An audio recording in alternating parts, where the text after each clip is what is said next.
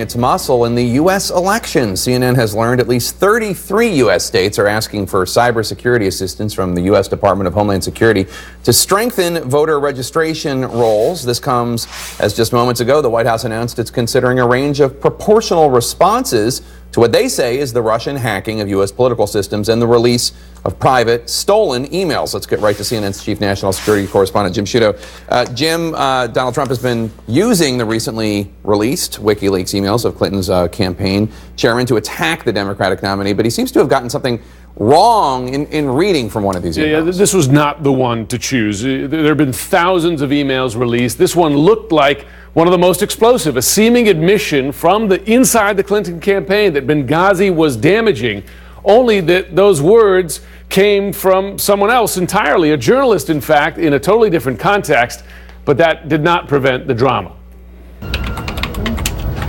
It was the secret Clinton campaign communication that actually wasn't. Here's an interesting one. Here's Donald Trump reading what he said and what a Russian media outlet reported was an email to Hillary Clinton from longtime advisor Sidney Blumenthal regarding Benghazi. Blumenthal writes a quote. This just came out a little while ago. Clinton was in charge of the State Department and it failed to protect the United States personnel at an American consulate in Libya.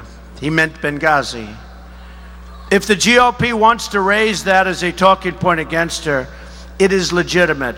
In other words, he's now admitting that they could have done something about Benghazi. In fact, those words were not Blumenthal's. They were text copied directly from a Newsweek story on Benghazi written by Kurt Eichenwald, who spoke to CNN this morning. It is impossible to look at the Blumenthal email and not realize that this 10,000 words that follows are from Newsweek. They say Newsweek, Newsweek, Newsweek.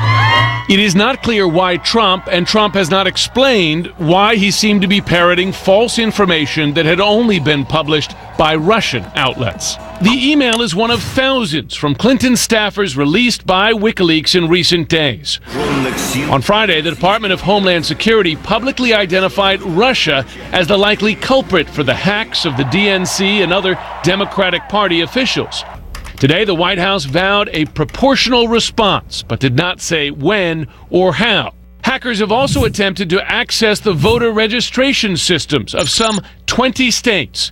4 weeks to Election Day, 33 states have now asked for help protecting their voting systems. U.S. officials have yet to blame Russia for these hacks, but say they are consistent with Russian methods. We deserve answers. Still, the candidates sharply differed on that assessment at Sunday's debate, with Hillary Clinton saying Russia is trying to win the election for Trump. We have never in the history of our country been in a situation where an adversary, a foreign power, is working so hard to influence the outcome of the election. And believe me, they're not doing it to get me elected.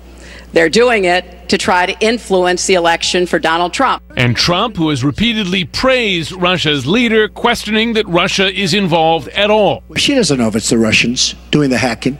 Maybe there is no hacking, but they always blame Russia. And the reason they blame Russia is because they think they're trying to tarnish me with Russia.